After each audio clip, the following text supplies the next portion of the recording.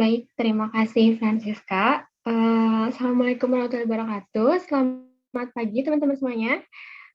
Oke, mungkin sebelum masuk ke materi yang akan saya sampaikan pada hari ini, perkenalkan, nama saya Asla Amelia Haris, mahasiswi dari jurusan Sastra Inggris. Jadi maaf kalau misalkan hari ini saya menyampaikannya menggunakan bahasanya campur nih antara bahasa Inggris dan bahasa Indonesia.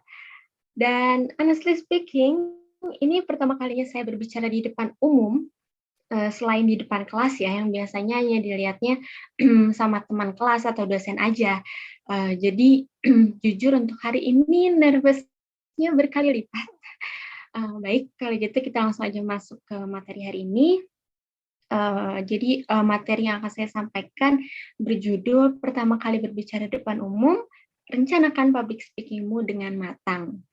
Jadi sebenarnya main topik yang akan saya bahas pada hari ini yaitu mengenai preparation atau perencanaan atau persiapan yang kita lakukan sebelum melakukan public speaking.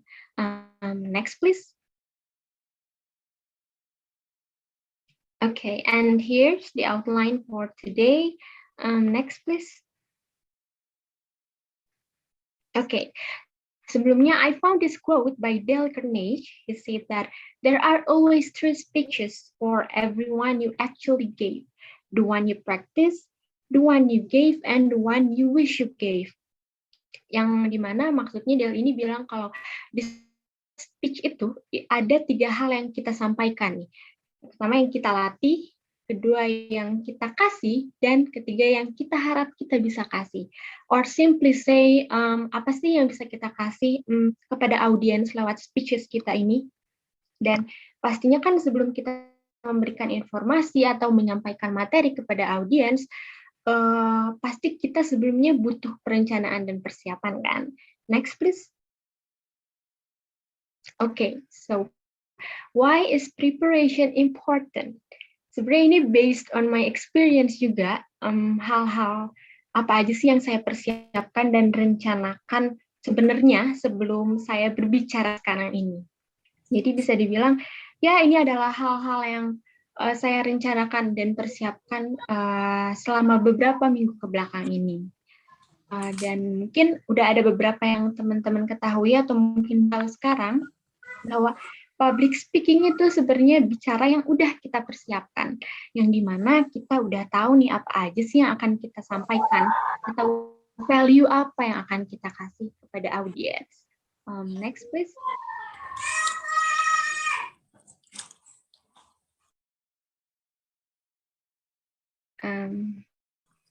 Baik, preparation is key for public speaking. Persiapan adalah kunci untuk dari public speaking. Good preparation ensures that you carefully consider the message you want to convey in your presentation, as well as boosting your confidence. Jadi bisa dibilang persiapan yang baik itu equal sama kita sebagai pembicara nih, udah fully ready nih untuk memberikan presentasi, untuk menyampaikan materi kepada audiens. Dan karena kita rasa kita udah siap nih, kita udah latihan, kita udah mempersiapkan semuanya dengan matang gitu misalkan. Terkadang secara otomatis kayak ngerasa nggak sih kayak kita lebih sedikit percaya diri, jadi jauh percaya diri itu. Padahal karena itu tadi, karena kita udah mempersiapkan, kita udah latihan, jadi kayak it will boost your confidence. Even pasti nih nervous dikit itu masih tetap ada lah ya. Next. Okay, so here are the things that we need to prepare. Next. Okay. Yang pertama, persiapkan topik yang menarik dan spesifik. Menarik. Well, sebenarnya kenapa harus menarik ini? Karena pasti nih kan, kita sebagai pembicara nih, kita udah mempersiapkan semuanya, kita udah latihan. Pasti kan kita ingin diperhatikan kan sama audiens, ingin didengarkan oleh audiens. Dan pasti karena kita rasa kita udah put effort banget nih, jadi kita pengen dong ada audiens yang mendengarkan dan memperhatikan kita, ya kan? Oke, note that first. Sekarang coba kita bertukar tempat sebagai audiens, kita yang menjadi audiens nih. Jika ada pembicara nih yang sedang berbicara, tapi topiknya itu kurang menarik, tidak menarik gitu. Pasti kita akan merasa sedikit bosan kan, atau mungkin kurang excited nih untuk mendengarkan, atau mungkin bahkan banyak juga yang jadi malah tidak mendengarkan sama sekali. Dan maka dari itu BBNBB 2012 pun mengatakan bahwa topik yang kita pilih itu harus relevan dan juga sesuai dengan minat audiens. Jadi supaya nanti audiens saat mendengarkan tuh mereka tuh ada rasa excited-nya untuk mendengarkan materi yang kita sampaikan, atau mungkin mereka akan merasa lebih interest kepada materi yang akan kita sampaikan. Lalu spesifik. Spesifik di sini dimaksud cakupan bahasan dari topik yang udah kita pilih ini, kita udah tahu nih batasannya itu sampai mana. Poin-poin yang akan kita sampaikan tuh apa aja sih, agar nantinya di saat kita menyampaikan tuh nggak bercabang mana, kayak yang nantinya nih malah kita ngebahas hal yang harusnya nggak kita bahas yang ada di luar topik kita. Misalnya saya tidak mengerucutkan si poin-poin dan inti-inti dari materi saya ini, nggak dispesifikkan, jadi kenapa tiba-tiba nanti misalkan bahasnya tiba-tiba tentang kesehatan, kan kurang relevan ya. Next please. Oke, lalu yang kedua, memiliki tujuan yang jelas. Have a clear purpose for your public speaking. So later on, kita bisa dengan mudah nih menentukan, yaitu tadi nyambung sebenarnya sama yang pertama.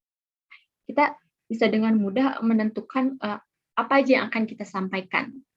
Then we can easily to deliver the message to the audience. Dan according to Bryden and Scott 2008, BBNBB 2012, there are 3 categories of goals. Yang pertama, to inform, to pursue, dan to entertain. Let's start with to inform.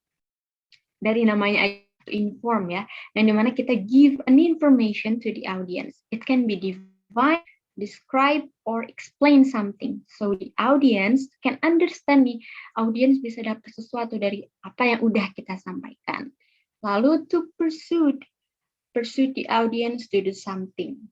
Kalau yang ini sih lebih kita mengajak kepada audiens untuk mempercayai atau melakukan sesuatu. So we as a speaker present the information, but with a purpose to change their mind, dengan yaitu tadi dengan mengajak si audiens ini. Lalu to entertain. Well, to entertain which means untuk menghibur audiens. Sebenarnya dari yang saya ketahui sih mostly ya pembicara yang memiliki tujuan ini, mereka ingin membuat audiens ini merasa lebih relax, try to make them laugh, mungkin by telling some jokes, atau mungkin melakukan banyak interaksi dengan audiens. And from these 3 categories, I want to give one example. Next, please. Oke, ada yang tahu mereka siapa? Ya, BTS. Well, I'm a fan of them. Mungkin ada di sini yang suka BTS juga, atau lagu-lagunya mungkin, atau it's just me. As we can see from the, ada yang tahu. Okay. As we can see from the picture, di sini BTS lagi give a speech nih at UNICEF pada tahun 2018. Di sini mereka diundang oleh UN to help UNICEF to promote Generation Unlimited, a campaign yang didedikasikan untuk educating young people nih. Besides that, BTS juga melaunch sebuah campaign tentang Love Myself. Dan karena BTS juga telah berpartner dengan UNICEF, mereka membuat program End Violence to Protect Children and Young People all over the world from violence. Dan di sini mereka memberikan speech yang bertujuan untuk mengajak orang to love themselves and to end violence to protect the young generation. Jadi ini adalah one of the examples of public speaking dengan tujuan to pursue the audience, untuk mengajak audiensnya. Next, please. Oke, yang ketiga, konten yang bagus, a good content. Ini juga one of the most important things ya, that you need to prepare before you do a public speaking, membuat konten yang bagus. Pertama, sesuai dengan kebutuhan dan level pemahaman audiens. Maxwell 2010 say that it's not about me, but it's all about others. Jadi public speaking itu it's about others, it's about the audience. Mungkin seperti sebelum-sebelumnya yang tadi udah saya sampaikan, kita sebagai pembicara nih, kita kan pasti akan memiliki tugas untuk menyampaikan sesuatu dari materi yang kita sampaikan, yang juga pasti sebagai audiens kan mereka akan mendapatkan atau memperoleh manfaat dari apa yang udah kita sampaikan ya, dari speeches kita. Nah, berarti tugas kita sebagai pembicara nih harus bisa membuat audiens ini menyadari bahwa adanya value dari setiap pesan-pesan yang kita sampaikan. Jadi pastikan juga nih untuk kita sebagai pembicara memahami karakteristik si audiens ini. For example nih, misalkan saya sebagai pembicara dan di sini saya akan membahas masalah mengenai kesehatan mental pada ibu hamil karena COVID-19, karena pandemi COVID-19. Tapi ternyata baru saya sadari sebagian besar dari audiensnya itu anak sekolahan. Kan masalah yang saya bahas itu mengenai kesehatan mental ibu hamil, tapi yang mendengarkan anak-anak sekolahan, which itu sangat tidak relevan kan. Maka dari itu penting untuk kita bisa memahami audiens. Lalu sesuai dengan tujuan bicara, memperhatikan proporsi dan inti materi. Seperti yang saya sudah sampaikan sebelumnya mengenai 3 kategori tujuannya, itu yang to inform, to pursue, dan to entertain. Setelah kita mengetahui nih tujuan apa sih yang akan kita tuju, sebaiknya untuk kita sebagai pembicara memperhatikan kembali proporsi dari konten yang akan kita sampaikan itu apa, dan juga inti-inti dari materinya itu apa, agar nantinya semuanya itu dapat tersampaikan dengan maksimal. Lalu berasal dari pengalaman dan sumber terpercaya.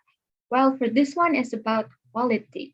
Sometimes experience is one of the best sources, right? Dan pastinya juga sumber-sumber yang udah terpercaya ya. Di saat kita nih sebagai pembicara bisa create sebuah konten dari berbagai sumber terbaik, then we can serve konten yang berkualitas. And last, well organized. A good system shortens the road to the goal. Sistem yang baik itu akan memudahkan pencapaian sampai ke tujuan. Dan sistem yang dimaksud di sini itu adalah bagaimana sih cara kita mengorganisir poin-poin dan inti-inti materi yang kita sampaikan. Misalnya dengan membuat plot atau alur yang baik.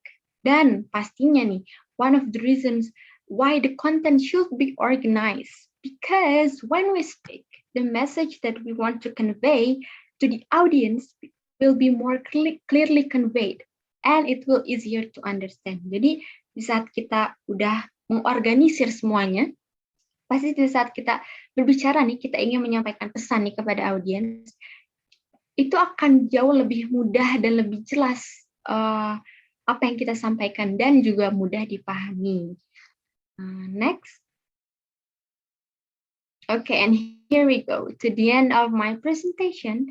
But before I finish it, here's some quote from Ralph Waldo Emerson. All experts were bad speakers at first. So, as long as you keep practice and prepare everything dengan sebaik dan sematang mungkin, saya rasa teman-teman atau kita semua bisa menjadi pembicara. And remember, preparation is key for public speaking. Thank you.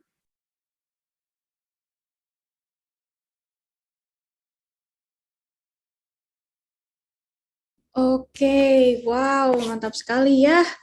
Oke, kalau begitu terima kasih untuk pembicara Asla. Kita akan memasuki sesi tanya jawab. Apakah teman-teman di sini ada yang ingin bertanya? Bisa di raise hand ya. Saya jadi gitu ya ingin bertanya kepada Kak Asla. Boleh kan nggak ya? Boleh kan ya? Oke, pertanyaan dari saya. Sebenarnya saya tertarik dengan tadi Kakak bilang mengenai tema yang menarik gitu ya. Mungkin teman-teman di sini bingung gitu ya, gimana caranya membuat tema yang menarik untuk audiens gitu. Bagaimana bisa diterima oleh audiens, terus kemudian mereka tertarik gitu. Mungkin itu aja dari saya. Bisa langsung jawab. Oke, terima kasih Francisca. Baik, saya langsung jawab aja ya. Gimana sih cara membuat topik yang menarik.